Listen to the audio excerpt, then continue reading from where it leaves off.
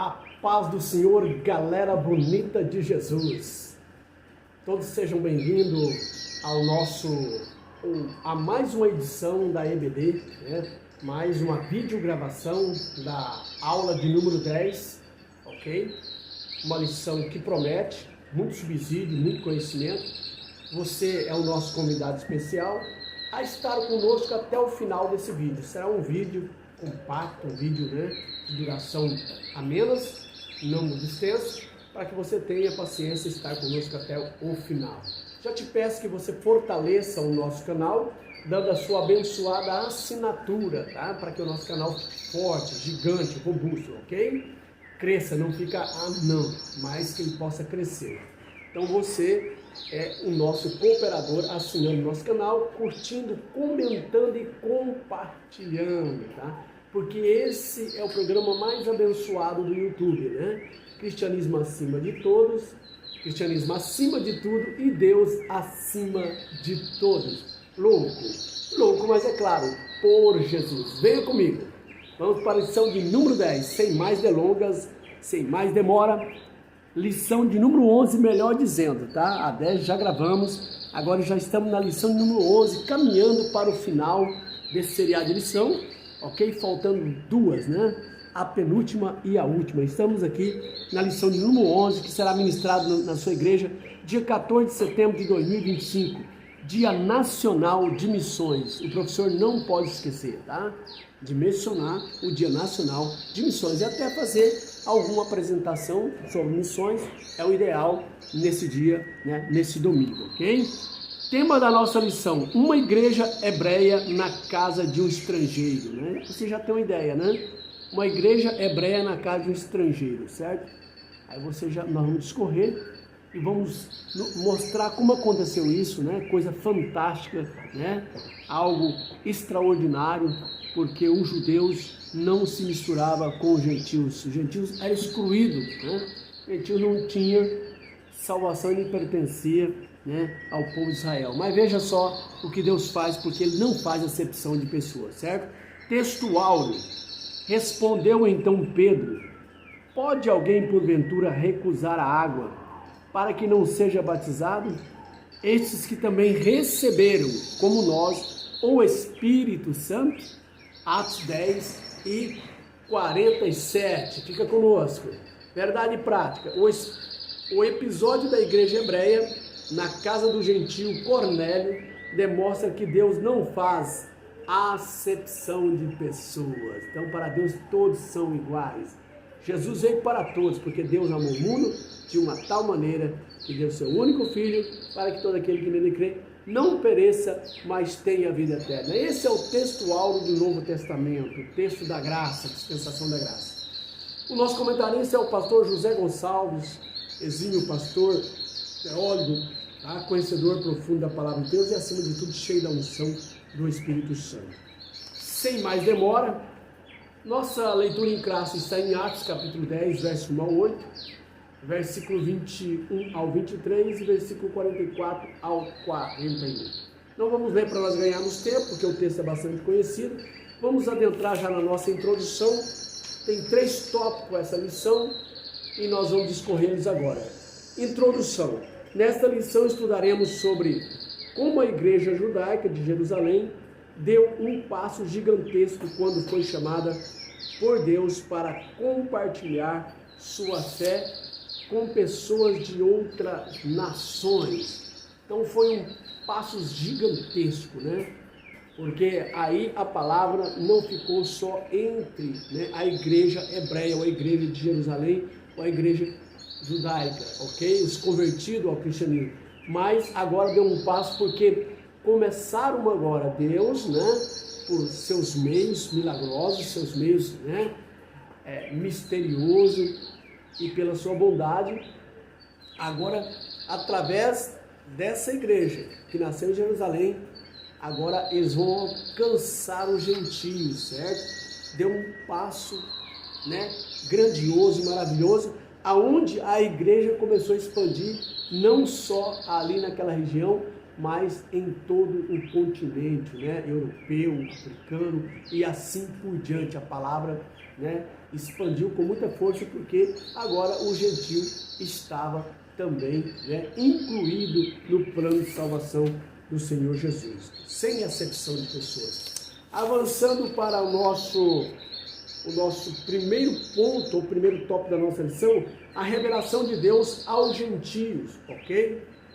Primeiro subponto, a visão de Cornélio. Então, a Bíblia, né, em Atos capítulo 10, nós vemos aqui, né, o convertimento de um gentio, de um homem chamado Cornélio, um homem temente a Deus, que dava esmola, fazia suas orações, e agora ele tem uma visão. Qual foi essa visão? Um anjo se apresentou a ele. Olha só, era um homem temente, era um homem que dava esmola, era um homem que cria em Deus, mas não era o suficiente para ele ser salvo.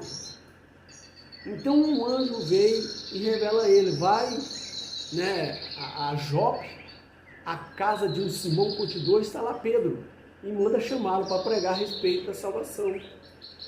Olha bem, irmão, o anjo desejou pregar o evangelho, mas Deus não deu essa responsabilidade, essa autoridade para o anjo, mas para os homens, para os discípulos de Jesus, para aqueles que aceitam a Cristo como Salvador.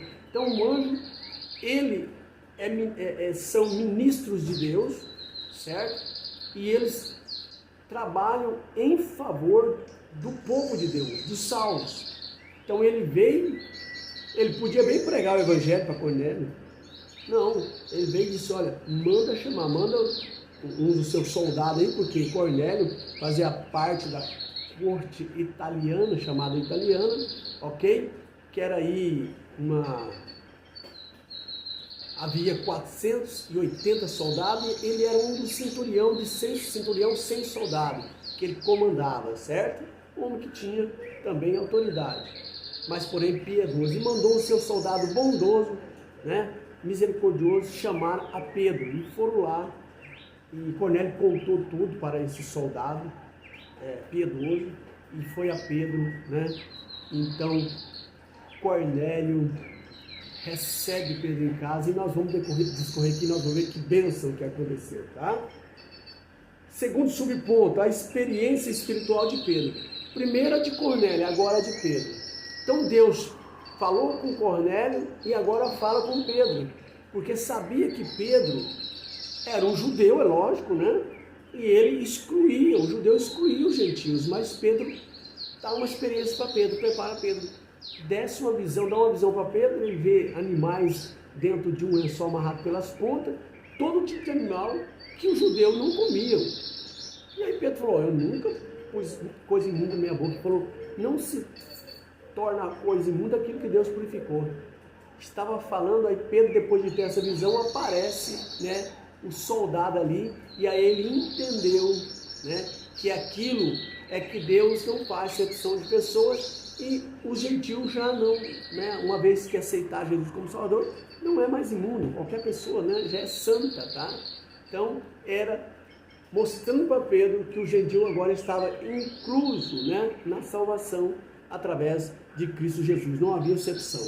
Avançando para o terceiro ponto desse primeiro tópico, a urgência da pregação do Evangelho. Deus ainda pode revelar a alguém o seu plano salvífico de forma excepcional, inclusive usando anjos eleitos, como fez na casa do Cornélio. Contudo, não é a maneira usual do Senhor trabalhar, tá? Não é a maneira usual. Foi algo especial, inclusive inicial, porque havia, né, essa questão dos judeus não ter, né, uma comunicação com gentios, considerava eles imundos. Então Deus precisou de usar, preparar Pedro, dar uma experiência para Pedro, né, e também o anjo falar com Cornélio, né? Então veja bem, mas contudo, não é usual, isso foi uma exceção. O usual de Deus é usar os seus discípulos, é usar a sua igreja, tá? Porque o apóstolo Paulo diz que a pregação, a salvação é através da pregação, tá? Não é anjo vindo, mas é nós pregando a palavra. Agora existem exceções, tá? Toda regra tem exceção, mas quem deve pregar a palavra, né? A urgência da pregação é a igreja, certo? Como eu disse no vídeo anterior, que quando João tem aquela visão na ilha de Pátmos, ele olha e não vê Jesus. Quando ele olha para trás dele, que ele olha, ele não vê Jesus, mas ele vê 7 castiçais. Aí ele vê o Filho do Homem andando entre os 7 castiçais. Tá? Primeiro João vê a igreja. O que significa isso? Que se o mundo quer ver Jesus, ele tem que estar na igreja. Ele tem que aceitar, né, a igreja. Se o mundo quer estar com Jesus, ele precisa estar na igreja. Se o mundo quer ver Jesus, ele precisa estar na igreja. Certo? As pessoas que não são crentes, mas muito quer Jesus, mas não quer estar na comunidade, que é a igreja, no contexto da igreja. Tá? Então, quem é o embaixador de Cristo? A igreja. Então, o mundo só pode ver Jesus, só pode estar com Jesus através da igreja. Então, a pregação é através da igreja, os atalaias de Cristo, os embaixadores de Cristo na terra. Então, esse é o modo usual de ganhar almas para o reino de Deus, através da igreja. Tá? E exceções ocorrem, como foi nesse caso, mas o usual é nós que somos mensageiros, pregar através do poder do Espírito Santo de Deus. Então, Paulo fala em 1 Coríntios 1 e 21, né? Paulo diz: devemos, portanto, pregar. Não é preciso ninguém ficar esperando um anjo, né? Então, Paulo diz que, portanto, é necessário que nós pregamos. Esperando um anjo para comissioná-lo a pregar o evangelho, né? Deus já fez isso, ok? Então os anjos desejaram, mas Deus não permitiu. Eles são ministros do Senhor para trabalhar em favor dos salvos e não para pregar a salvação. Quem é incumbido para pregar a salvação é eu e você que aceitamos a Cristo como Salvador. Avançando para o nosso segundo tópico da nossa lição, a salvação dos gentios, a pregação aos gentios. Pedro percebeu a missão de pregar para Cornélio e sua casa, Atos 11 e 14.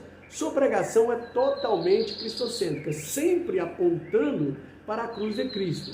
Assim podemos perceber alguns eixos principais que sua mensagem percorria. Primeiro, Deus ama a todos, Atos 10, 34. Segundo, todas as pessoas, quer judeus, quer gentios, são objeto do amor de Deus. Então a salvação é para todos, ok? Esse é o primeiro eixo que a mensagem percorria. Primeiro, Deus ama a todos. Depois, a salvação é para todos. Em segundo lugar, Atos 10, 35. Deus não somente ama a todos, mas quer salvar a todos. Pedro agora reconhece que a salvação não é para os judeus que guardam a lei, mas também para todos aqueles em qualquer nação que temem. Em terceiro lugar, Cristo, o Senhor de todos. Então, a salvação, primeiro eixo, né? Deus ama a todos. Segundo eixo, Deus é para todos. E Cristo, né? A salvação é para todos. E Cristo é Senhor de todos. Esses três eixos principais, tá? Avançando para o segundo subponto do segundo tópico, a conversão dos gentios. Como aconteceu, né? A mensagem da cruz é um chamado ao arrependimento, Atos 10, 43. Todos aqueles que arrependidos creem em Cristo serão perdoados, portanto salvos. Na sua soberania e graça, Deus havia incluído no seu plano de salvação todos os judeus, todos os não-judeus que arrependidos professariam o nome do Senhor Jesus, e ninguém é salvo à força, é preciso crer em Cristo para receber a salvação. Tanto judeus quanto gentios necessitam se arrepender para a salvação. Então ninguém, né? Eu não posso chegar em uma casa, pregar e, né? Você tem que aceitar, senão você vai para o inferno. Não. A salvação, ela é pelo Espírito Santo, é que convence o homem do pecado, da justiça e do juízo. E ela é pelo Espírito, não é pela força, tá? E ela é tanto para os judeus como para o gentio. E isso é feito, irmão, de forma graciosa, né? Você pregando a palavra, ela entra no coração como aquele pregador, né? Lá na rua deserta, lá entre Jerusalém e Gaza, certo? Filipe chegou ali e o Espírito Santo mandou que ele acompanhasse em carro e perguntou: o que você está lendo? Eu estou lendo Isaías 53, e ele foi explicando espontaneamente, sem força e sem violência, né? Ele decidiu. Filipe disse: olha, o que impede de ser batizado? Nada impede, eu creio. Então batizou ele. De repente Filipe desapareceu e ele foi embora jubiloso, né? Lá para Etiópia, né? Que ele era um mordomo, moro da rainha de Candace, ok? Olha que maravilha. Então não é por força e nem por violência, né? É por meio do arrependimento, né? Abrir a porta da fé para os gentios. Deus abriu, Atos 11:18. Portanto, ele salvou os gentios que demonstraram fé em Jesus e se arrependeram dos seus pecados. Você teve fé, creu e arrependeu dos seus pecados? Você é salvo, recebe as benesses do reino, batismo com o Espírito Santo, participa da Santa Ceia, batismo nas águas, e é só maravilha, só bênção, né? E alegria no Espírito Santo. Resumo desse tópico, desse segundo tópico. A mensagem de Pedro mostrou que todos os judeus e gentios são chamados à salvação pela fé em Cristo Jesus, sem acepção, né? Não tem exceção, todos, né? Acepção de etnia ou cultura, todos são chamados para a salvação. E aquele que abriu o coração é salvo, irmão, não tem, aceitou Jesus, é salvo. E aí vai, né? É lógico, amar a Cristo e obedecer os seus mandamentos. No terceiro e último tópico, nós temos o Espírito derramado sobre os gentios. Olha aí, né? Isso aí fez Pedro ficar. E Pedro, temeroso, levou alguns com ele, né? Chegou lá, os judeus convertidos ficaram alegres de ver que Deus também, né, derramou do Espírito Santo sobre o gentio e falando em línguas, né? Que é a evidência inicial do batismo com o Espírito Santo. Nesse primeiro subponto, o Espírito prometido. Então o Espírito Santo foi prometido, não foi só para o judeu. Quando Joel, no capítulo 2, versículo 28, que Deus, né, ele profetiza que Deus derramaria do seu Espírito a toda a carne. Aí está incluso judeus e gentios. Então o Espírito Santo prometido não era exclusivo dos judeus, mas também para todos que aceitassem a Cristo como Salvador. Então o batismo no Espírito Santo é experimentado pelo gentio na casa de Cornélio, Atos 10 e 44 e 46, foi um dos fatos mais marcantes que aconteceu nos dias da igreja primitiva. Anos mais tarde, durante o primeiro concílio da igreja em Jerusalém, veja bem, o primeiro concílio, né? O concílio era ali, as reuniões eram em Jerusalém, certo? Pedro fez referência a esse fato como sendo uma das promessas feitas por Deus aos gentios, Atos 15:16. Assim, o recebimento do Espírito Santo, incluindo a experiência pentecostal do batismo no Espírito Santo, era a bênção de Abraão feita aos gentios. Gálatas 3:14, Pedro já havia dito, citando o profeta, a profecia do profeta Joel, como eu disse, né? 2:28. O batismo do Espírito Santo era uma promessa de Deus a toda a carne. Atos 2:17. Então, não tinha como questionar, tinha que aceitar. E eles ficaram alegres, né? Que alcançou os gentios, tá? Agora não tem diferença, né? Para Deus entre gentios, gregos, né? Grego que é o mesmo gentil, e judeus. Todos, né? Nós temos 3 povos na terra, né? Se não estou equivocado, né? Os gentios, os judeus e a igreja. 3 povos. Esses 2, judeus e gentios, têm que se converter a Cristo para se tornar parte da igreja. Olha que interessante. 2 povos para pertencer a um povo. Gentil e judeus. Agora se converte, vira um povo, igreja. Senão não é salvo, meu querido. Os judeus têm que se converter para ser salvo. A maioria deles, né, não acredita que Jesus é o Messias, mas um dia, lá no Monte das Oliveiras, eles vão acreditar que Jesus é o Messias e vai glorificar a Deus pela Santa Grey, que é a igreja, né? A igreja. Então, olha que bênção, são pérolas da palavra de Deus, tá? Então, avançando aqui, o Espírito Santo recebido, como vimos logo após os gentios terem recebido a palavra de Deus, Atos 11:1. Isto se convertido à fé cristã. O Espírito Santo foi derramado sobre os crentes gentios de Cesareia e os fiéis que eram da circuncisão. Todos quantos tinham vindo com Pedro não é bobo, levou uma turma com ele, né?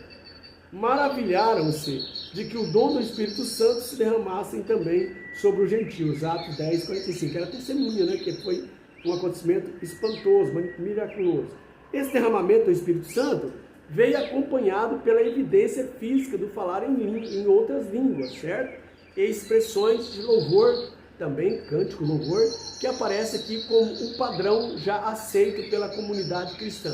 Porque o ouvir falar em línguas e magnificar a Deus, Atos 10:46. Então a evidência do Espírito Santo é o falar em língua e louvarem a Deus.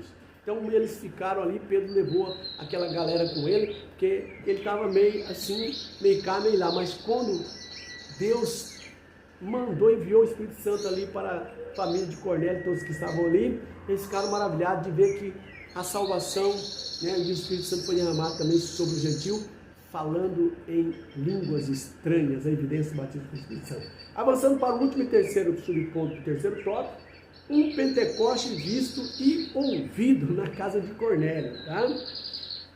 Posteriormente, quando questionado e censurado por outros judeus por ter tido a casa de um gentil, por ter ido à casa de um gentil, Pedro no caso, né, em Cesareia, Pedro usou experiências pentecostais, a experiência pentecostal ocorrida na casa de Cornélio, como argumento a favor da autenticidade da fé gentílica. Na argumentação de Pedro, os gentios haviam recebido a mesma experiência pentecostal que eles haviam recebido no dia do Pentecoste, Atos 2:4. Inclusive com a manifestação do fenômeno das línguas, Atos 11, 15 e 18. Em outras palavras, o Pentecoste gentílico, assim como o Pentecoste judaico, foi marcado pela experiência do Espírito Santo. Em ambos os casos, foi um Pentecoste visto e ouvido. Então a igreja ali em Jerusalém começou a questionar Pedro. Falou, não, senhor, tem aqui testemunha, foram comigo. E foram tudo, eles viram esse milagre. Tá? Então o gentil faz parte agora, certo? Deus não faz exceção de pessoa. E as evidências foi o falar língua e magnificar o nome do Senhor. Acabou. Quem ia falar contra? Tinha testemunha, então a igreja aceitou de bom grado. E agora sim, a igreja cresce, né, a cada dia mais, havendo Deus trazendo as pessoas que iam se salvar, certo? Se salvar. Sinopse, o resumo desse terceiro tópico. O Espírito Santo foi derramado sobre os gentios como confirmação divina de que eles também fazem parte da igreja. Pronto. 3 povos. Gentil e judeu. Igreja. Esses dois se convertem e se tornam um povo, a igreja. Olha que pérola, né? Isso vem do céu, certo? São inspirações. Vamos lá então para a nossa conclusão. A graça de Deus se manifestou trazendo salvação a todas as pessoas. Tiago ou Tito 2:11. A missão da igreja na casa do gentil Cornélio mostra como o amor de Deus pode alcançar todas as pessoas, independentemente de cor e raça, que abrem o seu coração à poderosa mensagem da cruz. Aqui também vemos que a fé evangélica não é algo subjetivo, mas marcada pela ação e pela presença real do Espírito Santo na vida daqueles que creem. É algo concreto, não é algo abstrato, é algo concreto, né? Olha que maravilha, hein? E disse a palavra que Deus perdoou o tempo da ignorância dos homens e chama todos ao arrependimento para que todos sejam salvos. Inclina sua cabeça, vamos fazer a oração. Chegamos ao final dessa maravilhosa lição. Acredito que você aprendeu muitas pérolas preciosas nessa lição para, né, o seu conhecimento, né?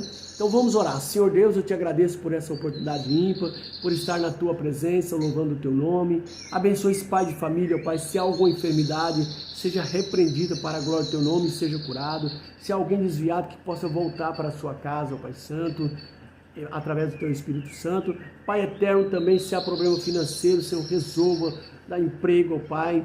Senhor, resolva os problemas das finanças, Senhor. Entra com providência, Senhor, nesta casa. Assim nós oramos, ó Pai, em nome de Jesus. Amém e amém.